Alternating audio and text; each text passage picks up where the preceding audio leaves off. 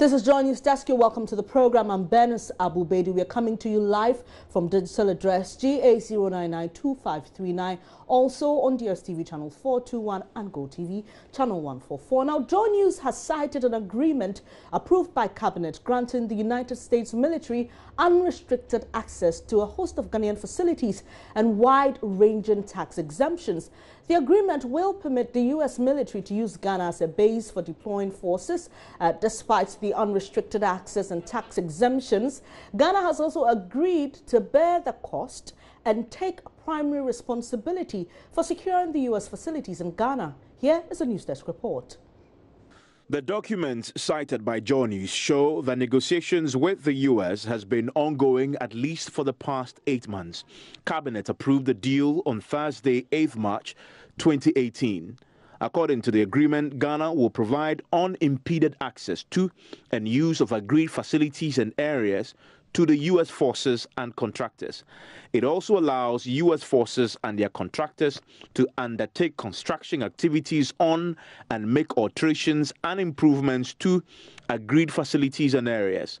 The U.S. forces are also authorized to control entry to the facilities meant for the exclusive use of their forces. Ghana has also agreed to, quote, furnish without rental or similar cost to the United States all agreed facilities and areas, including those jointly used by the United States forces and Ghana. According to the agreement seen by Joy News, the United States forces shall not be liable to pay any tax or similar charge assessed within Ghana. It also states that, quote, United States contractors shall not be liable to pay tax or similar charges assessed within Ghana in connection with this agreement, end of quote. The U.S. forces may also import into and export out of and use in Ghana any personal property, equipment, supplies, materials, technology, training, or services in connection with the agreement. But most importantly, such importation, exportation, and use shall be exempt from any inspection, license, or other restrictions, customs duties, taxes, or any other charges assessed within Ghana. The agreement also states that, quote, aircraft, vehicles, and vessels operated by or at the time exclusively for the United States forces may enter, exit, and move freely within the territory and territorial waters of Ghana. Such aircraft, vehicles, and vessels shall also not be subject to the payment of landing, parking, or port fees. Cabinet also agreed that no Ghanaian official shall board and inspect any of these U.S. aircraft, vehicles, and vessels without the consent of the U.S. forces. The U.S. forces can also use Ghana's radio spectrum free of charge. Ghana has also agreed to accept as valid, without a driving test or fee, driving licenses or permits issued by the appropriate U.S. authorities to military personnel as well as U.S. civilians and contractors. Joy News has also intercepted a memo written by Defense Minister Dominic Nitiwul asking Parliament to ratify the deal. In the memo, he explains that Ghana will benefit from the deal because it also involves the facilitation of training, including maintaining unit readiness, continued exercises, and other military opportunities for the Ghana Armed Forces. Mr. Nitiwul also argues that the deal will ensure that there is enhanced, fruitful security cooperation between Ghana and the USA. Parliament will have to weigh the options and make a decision. While Defense Minister Dominic Nitiwul has, however, defended the agreement, stating it does not permit the U.S. to set a military base here in Ghana. He explained the agreement is similar to an earlier one signed in 1998. He spoke on Joy FM's Super Morning Show with Daniel Datsi. First of all, I'm constrained to speak. I'm here to speak to Parliament about this agreement. It is just because of the headline. That's why I agreed to speak. The headline that says that the United States to build a military base in Ghana. That's why I said that if I didn't speak, the damage would have been done. I would even go to Parliament, and that damage would have been done. The minds of the average Ghanaian would have been poisoned before even we laid this agreement. I thought that was not very good. To make something very clear, the United States of America is not, and let me repeat, is not establishing a military base in Ghana. at all, far from that. A military base? It is not true. And they do intend to establish a military base in Ghana. Not at all. They have brought a defense cooperation agreement. And all they seek to ask is, what is the status of our military personnel in Ghana? Full stop. That's all that is about. The number of personnel that have passed through Ghana here are over 100 over the last 1 year. All they seek to ask is that, what is the status of our troops that come to this country to come and do work for you, to come and do work for also us, the United States? That's all that they are seeking to ask. They're establishing any base. And for security reasons, I'm not able to point to you exactly what you call, where you come for to say that the joint facility, but just within Kotoka International Airport, a few facilities also at the port. Nothing more, nothing less. So that if they bring their air cargo, they can put some things there. If they bring their sea cargo, they can put some things there. There is no military base in the world. In the African Union, and people are running away. I think the United States have come to establish a base here, and that they want to establish an African here. It is not true. This agreement is not the first time it has been signed. It was signed by the people of Ghana and by the government of Ghana in 1997, 2007. The only reason why I insisted, and that's why it has taken 8 months to bring it, the only reason I insisted is that under our 1992 Constitution, any foreign agreement must go to Parliament. I cannot sign it under cover of darkness. Sign it under the cover of darkness. And two, they are also looking for facilities, things that will be bringing here not to be. I have no authority to grant tax waiver. It is Parliament that can do that. That is the reason why I'm taking it to Parliament. But these things have been signed before, and under the sort of global terrorism situation and security situation that we have, that nations don't fight one another, but nations try to protect their people against insurgency and terrorism.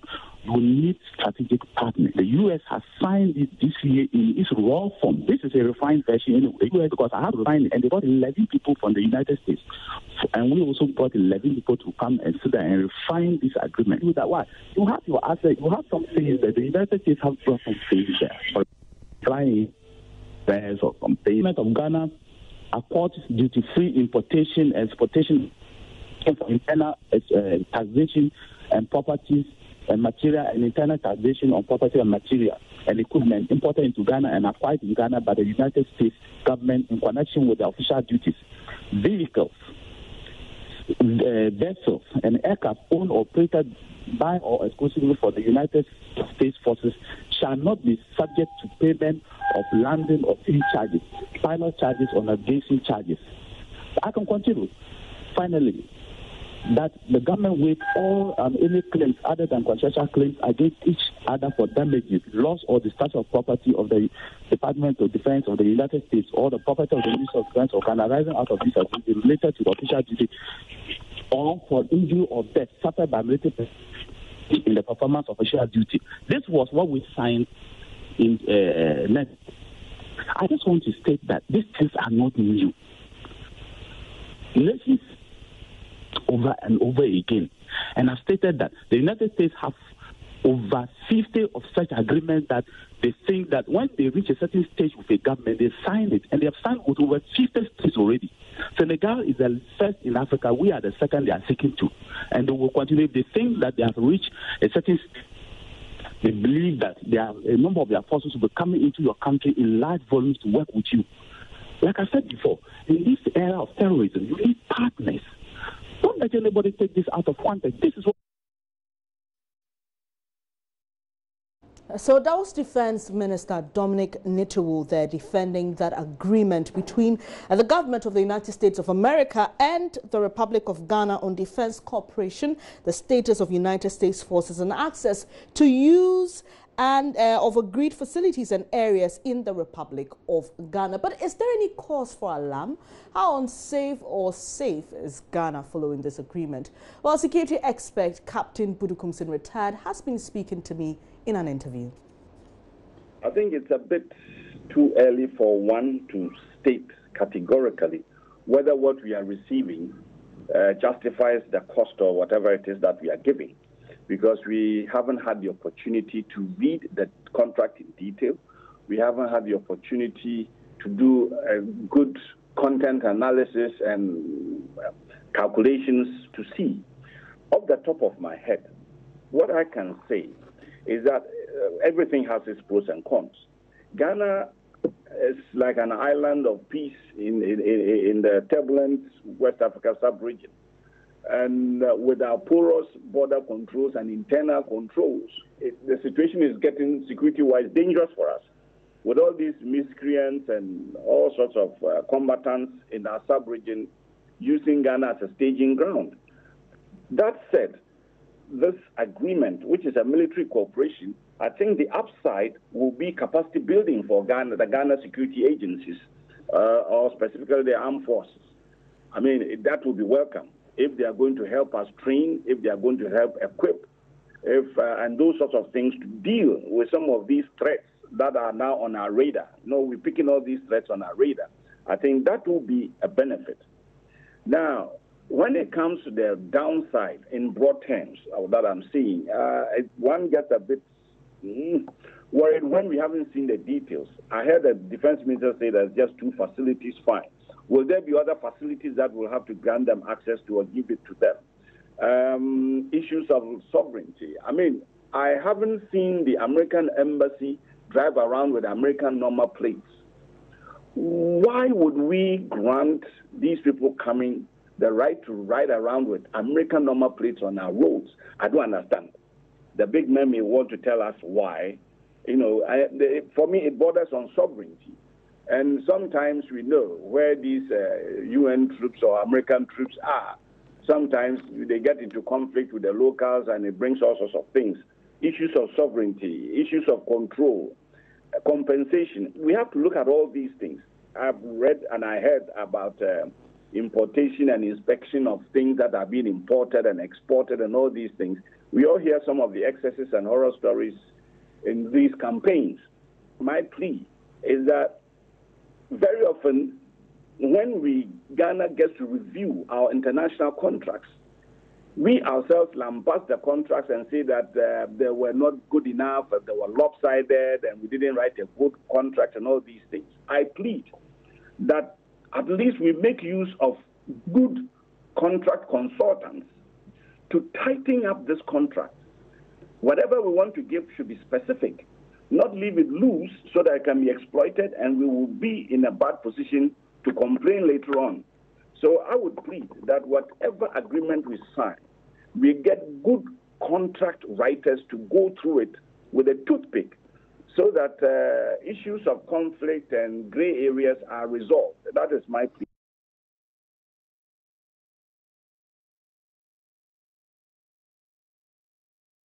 So, Captain Budu Komsin retired there, giving us his reactions or his response to this particular issue that's trending now. But let me take you to some details of that document. That's the parliamentary memorandum by the Honourable Minister for Defence. Give you some details of that. So, with regards to unimpeded access, according to the agreement, Ghana will provide unimpeded access to and use of agreed facilities and areas to the U.S. forces and contractors. Now, what it means is that the U.S. forces and their contractors will be allowed to undertake construction activities on and make alterations and improvements to agreed facilities and areas. Now, we're hearing from the minister that these facilities are sited somewhere around the airport. Details are still sketchy, though, but we'll bring you some more on that. And the U.S. forces are also authorized to control entry to the facilities meant for the exclusive use of their forces. Now, Ghana has also agreed, and that's where a lot of people have an issue with, to furnish without rental or similar costs to the United States all agreed facilities and areas, including those jointly used by the United States forces in Ghana. According to the agreement seen by Joy News, United States contractors shall not be liable to pay tax or similar charge assessed within Ghana in connection with this agreement. Now, with regards to import and export, the forces, that's the U.S. forces, may also import into and export out of and use in Ghana any personal property, equipment, supplies, material, technology, training or services in connection with the agreement. But most importantly, such importation, exportation and use shall be exempt from any inspection, license, other restrictions, customs duties, taxes, or any other charges assessed within Ghana. The agreement also states that the aircraft, vehicles, vessels operated by or at the time exclusively for the United States forces may enter, exit, and move freely within the territory and territorial waters of Ghana. And it goes on to say that such aircraft, vehicles, and vessels shall also not be subject to the payment of landing, parking, or port fee. Cabinet also agreed that no Ghanaian official shall board and inspect any of these U.S. aircraft, vehicles, and vessels without the consent of the U.S. forces. Clearly, for some people, this means giving too much power and freedom to the U.S. forces. We'll be interrogating this further here on the Draw News channel. More details for you. Do stay with us.